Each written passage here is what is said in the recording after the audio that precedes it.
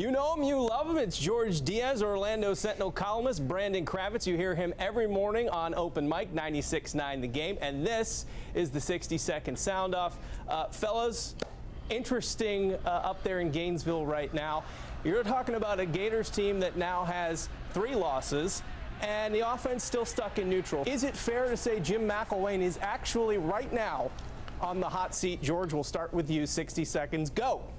Based on my Facebook posts and reaction to my column, most definitely, and based on what I've seen on the field, I mean, this guy came in as an offensive guru. He joked that his dog could quarterback the Gators in his introductory press conference. Well, I guess he's right, because the Gators offense is going to the dogs, and it's stinky poo out there, so definitely on the hot seat. Brandon, let me ask you this. What's your take on this? Do you think Jim McElwain's the head coach of this team next year? First of all, can we get a little hashtag stinky poo somewhere? Can we get that? Yeah, I expect that graphic up. Look, this quarterback situation is an absolute disaster, and don't act like, well, if Luke Del Rio is healthy, then all would be good with the world. He didn't want Del Rio to be a starter to begin with. It's unbelievable what's going on up there. And to the hot seat question, yeah, maybe on your Facebook page, George, maybe in the fans' comments, but not with the Florida Gators. They owe him way too much money for him to be on the hot seat. Well, there you have it. Now we're going to stick with quarterbacks.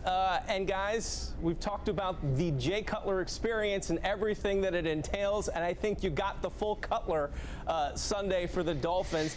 Down, what, 17-0 in the first half. Then he brings you all the way back. And yet people after that are still calling for him to be benched and try Matt Moore at quarterback. So, Brandon, we're going to start with you. Is Jay Cutler still the answer for this team?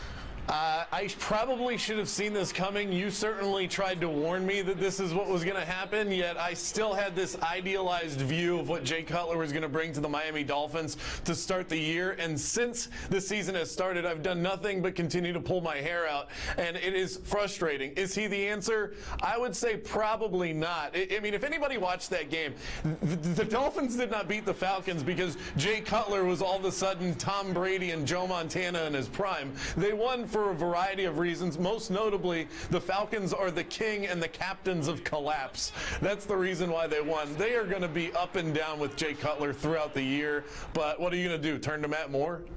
George, so what's your take on the Cutler thing here?